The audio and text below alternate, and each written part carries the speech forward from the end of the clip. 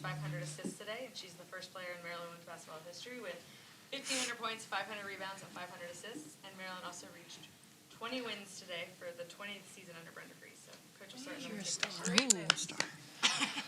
Really, really proud of our group for digging deep, especially, we've really challenged this group through our practices the last couple days and fighting through fatigue. I mean, that's where everyone's at this time of year in the season. But, they saw and proved to themselves after 2 great practices what that looks like. And for us to beat Michigan, they're a really, really good team. And you can see the young talent that they have, how special that freshman class is. And they're a hard matchup just given the all 5 players on the floor can score the basketball. But I thought we were connected on the defensive end. I thought our seniors, Shai, Sarah, Chris really stepped up and made big plays, Say as well. I thought that run that we had at the end of the second and into the start of the third was about the best we could have possibly have played. So this is what it looks like for us. They're all going to be hard. You have to go out and you've got to go get it. You've got to go take it in order to win a game in league play. So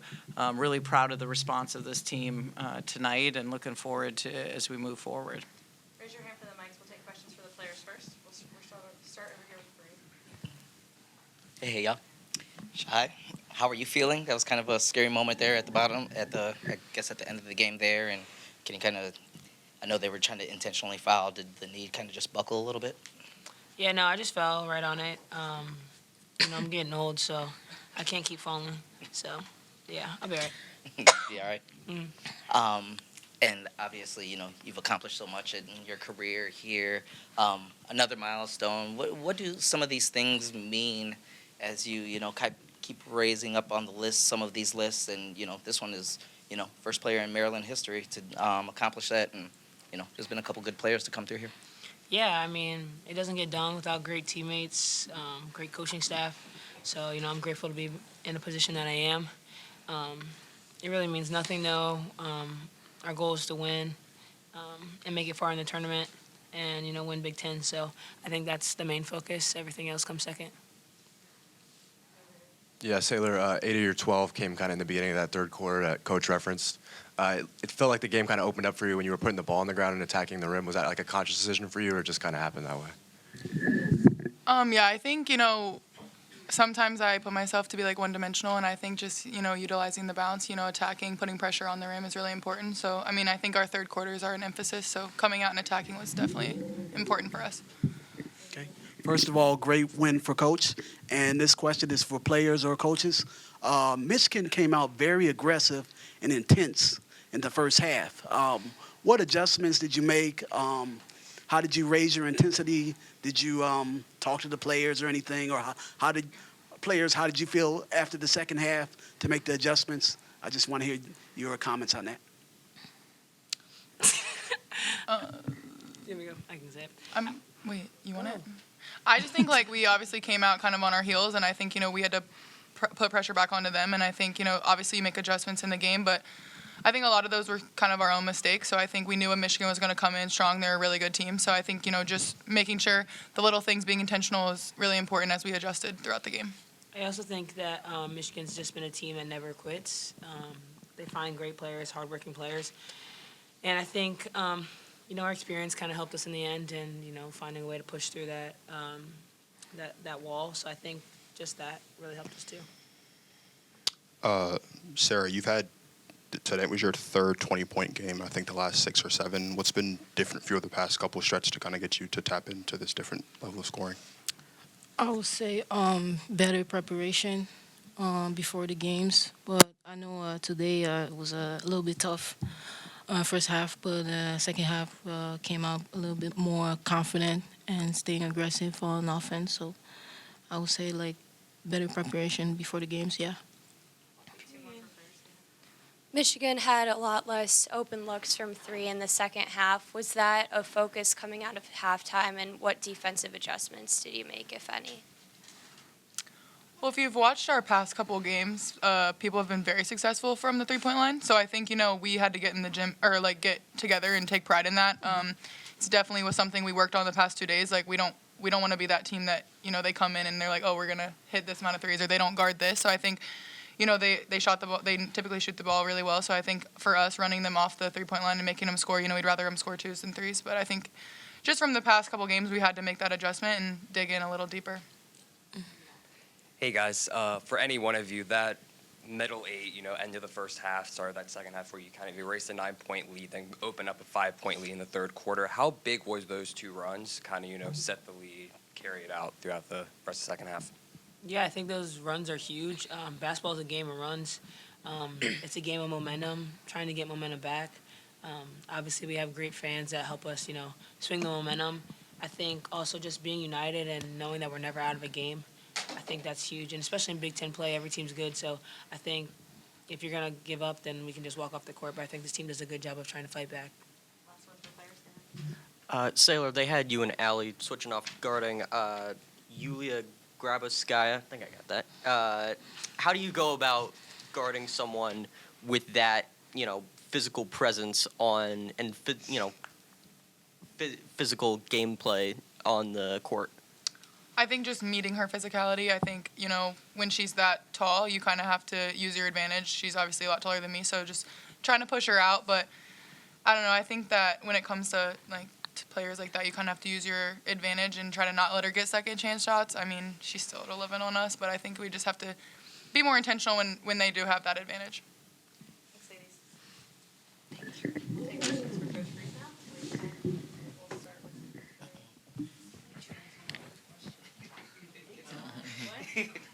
Trying to be like you. I'm trying to be like you. Hey, Brenda. Hey. A little bit similar to what they were just asked. You know, what did you want to emphasize coming out of that second half? Because it seemed like you guys picked up on both ends. Offense got a little bit more efficient and started to get more stops on the defensive end. Yeah. You know, again, just pure effort and defense, rebounding for us is where it starts at. You know, transition, just, you know, for us, you know, sprinting, getting out. I mean, I think you saw was a little bit more intentional to go to the bench and, you know, just not going to watch us, you know, relax on plays anymore or take possessions off. So, you know, I thought everybody was, you know, ready to come in and you know, give a lot of great effort tonight, which is a direct result of the game. One quick follow. You know, top 16 reveal kind of came out. You know how tough it is to, you know, go on the road. Do you talk to your team about that? Or, you know, it's February. It's kind of that time of the year. Did you discuss it with them? Or is it just like, hey, we need to finish strong? No, I mean, you know, we control our own destiny. You know, we were, I don't know if joking is the right word, but, you know, actually, if you look at our stats, we're better on the road than we are at home this year. So this team, for whatever reason, is able to take away those distractions when they go on the road. So for me, whether we're home or on the road, you know, it's shown that we've been able to lock in probably a little bit better on the road. So in some eerie sort of way, if that ends up being what ends up happening, I think we'll handle it either way. Coach, what can you say about Mir tonight? She was kind of almost phased out of the lineup at one point, and she gave you guys huge minutes, especially kind of when things weren't going your way. Can you just talk about her impact on the game? You know, I think that it's a really proud moment in coaching. I think Mir's been really resilient of, you know, just, you know, his minutes had kind of gone away, especially as Emily was coming back into the fold, but she never stopped working, and I think that's the beauty. We really felt there was a strong advantage in this game for her, and with the matchups and defensively, and credit to her, you know, of just continuing to stay ready. That's what a vet does, and you know, a championship mentality. So, you know, really proud to be able to see that, because Mira has really handled a really tough situation hard, and you love when, you know, being ready when your number's called, and she was. And then just one more, sorry. You went with 3 guards a couple times. I haven't seen you do that much this season, smaller lineups. What was just kind of the thought process behind that? The 3 guards? Like a smaller, kind of 5-out lineup it looked like you went to with you had Ava, Emily Fisher. You know, I mean, again, their offense and how they move and the amount of screens and flare screens and rejects, and it's a harder matchup with for your bigs getting through all those screens. So at times we matched it. At times we decided to go big, but.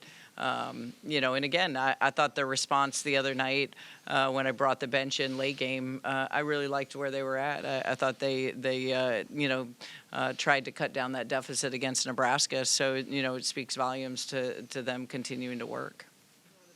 And then, Coach, coming off that bench performance against Nebraska, was bringing in the bench depth so early today, was that sort of like a predetermined decision, or was Michigan giving you guys a look that encouraged you to do that? I just watching film. I'm not going to watch kids, go three-quarter speed anymore.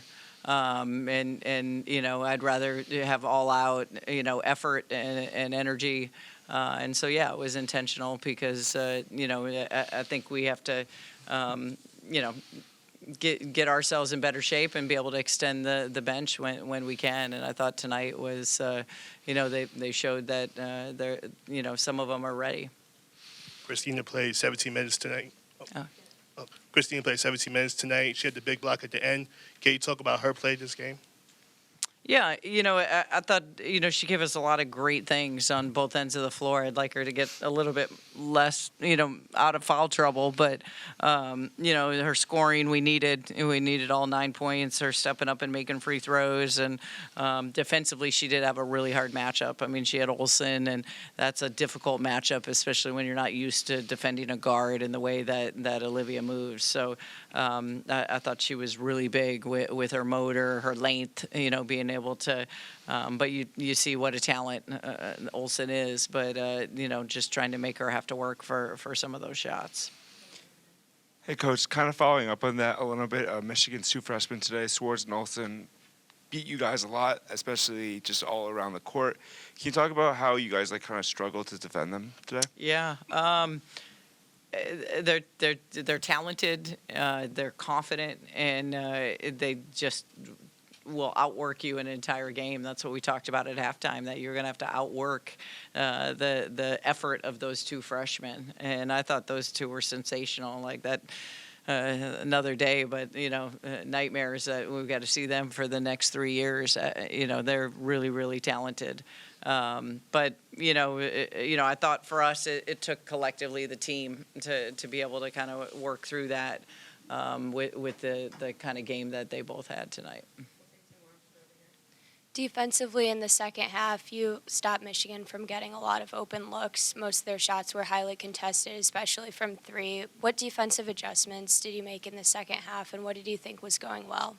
I thought we got better in the second half of going, over a lot of those flare screens and the rejects that they had in some of their actions. The split action was giving us a hard time as well. So we were able to talk those through and make adjustments in the second half. And then just, again, these last 2 days of practices, the effort level, that's how hard you have to play all the time.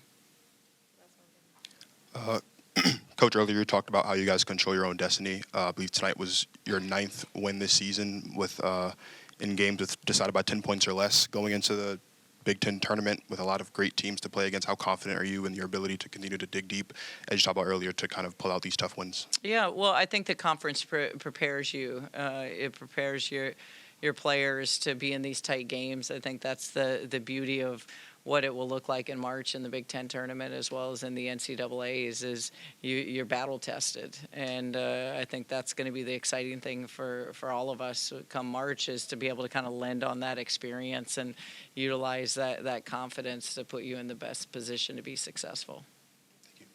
Thank you.